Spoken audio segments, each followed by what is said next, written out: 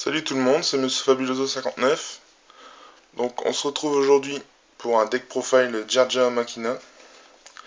Donc je trouve qu'il tourne bien, parce que quand je l'ai testé en tournoi, j'ai fait 1-3, mais j'ai fait deux erreurs qui ne concernent pas la puissance du deck, donc ça aurait très bien pu être 3-1. Donc voilà, donc il n'y a pas de souci, il tourne bien, moi j'aime bien comme ça. Donc on commence avec 3 Jarja Armure. Donc ça c'est le tuto du deck, donc ça c'est abusé. Et le but du deck c'est de le protéger, donc il y a des pièges en conséquence. Ensuite, 3 Jarja Arsenal. Donc ça va tuto un Jarja Armure si on veut. Donc si on la tour 1, en fait, on a 6 chances sur à peu près 20 d'avoir le Jarja Armure face verso premier tour. Donc c'est trop fort quoi. Ensuite, une autre carte abusée aussi, c'est Jarja Accélérateur. Elle s'invoque SP quand on a Jarja sur le terrain. Et quand elle est pétée, on ajoute un Jarja du cimetière à la main. Donc ça c'est A3 obligatoire. Ensuite, ça c'est bon pour la base Jarja, donc je joue 9 Jarja, ça suffit amplement. Ensuite, je joue 2 forteresses. Je pense que ça suffit, parce que à 3, généralement, à chaque fois j'en ai 2 dans la main, donc je suis coincé. Donc voilà pourquoi je le joue à 2. Et ravitailleur, donc ça peut être bien. Je la joue en 3 parce que ça protège les Jargigant. Donc c'est vraiment très très bien. Quand elle est invoquée, on va chercher soit canon, donc que je joue en une fois, soit forteresse selon les situations. C'est trop puissant, ça protège les monstres en plus derrière, donc c'est bien. Donc comme je dis, un canon. Ensuite, je joue un homme oiseau Liégenex, parce que je trouve ça abusé. Avec les Jarge accélérateurs qu'on peut réinvoquer en envoyant Jarge accélérateur dans la main, on l'invoque. On retape derrière, ça fait un Bureil. Donc ça c'est abusé. Ensuite je joue un Gorz. 2 Veiler, je joue 2 Veiler main deck parce que ça aide, c'est trop fort. Et selon les situations, je side en conséquence, donc voilà. Et un Grand Soil, parce que dans ce deck là, le cimetière se gère trop bien. Et ça invoque SP un monstre de n'importe quel cimetière, donc c'est trop fort. Donc voilà pour les monstres. Ensuite, donc je vais pas m'étendre là-dessus, c'est donc 2 MST. J'aime pas jouer à 3, donc j'en joue qu'à 2. Trop noir. Viol Orage. Reborn. Je joue un main control main deck que je peux sider éventuellement. Un livre de la lune, parce que je trouve ça trop fort. Et un pot d'avarice. Pour pouvoir renvoyer tout ça dans le deck et piocher. Donc voilà pour les magies. Ensuite pour les pièges, donc un Solemn Judgment. 2 hommages, ça c'est trop fort. Parce que si en tour 1, s'il a commencé tour 1 et qu'il a déjà posé un monstre, donc nous on va essayer de tempo. Et s'il a rien pour contrer, il réinvoque derrière et puis il a plus rien sur le terrain, quoi, donc voilà.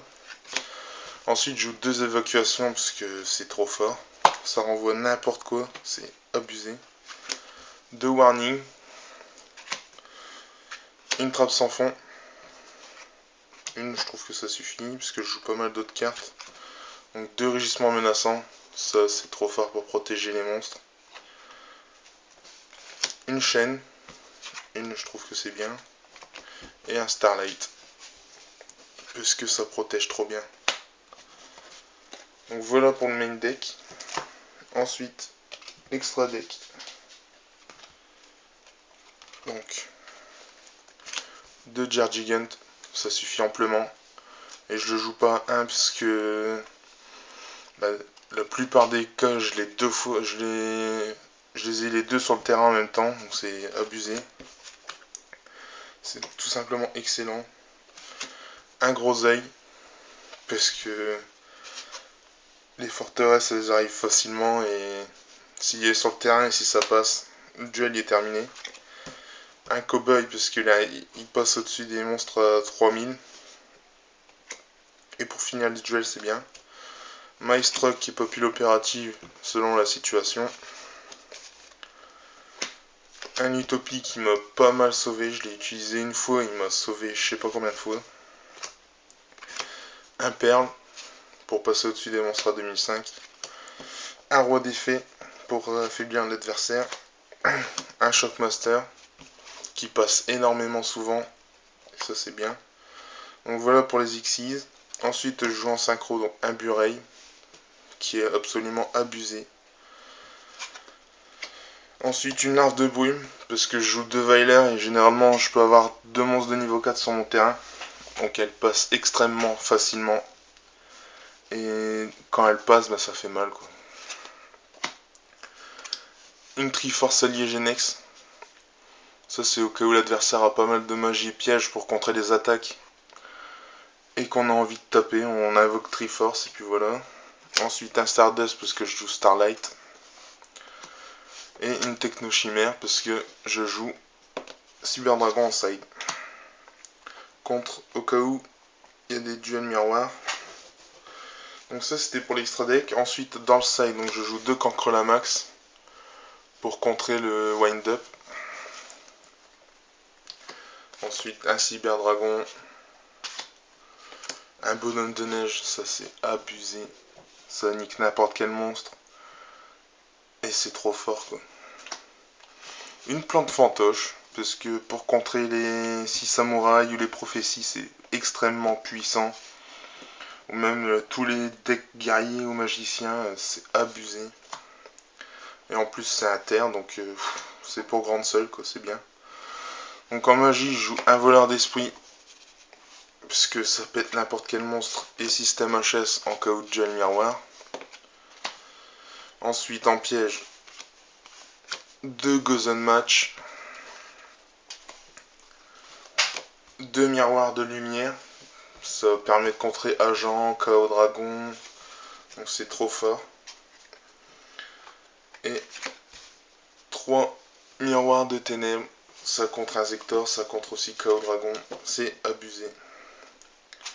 Et enfin, absorption d'âme pour les mermaids.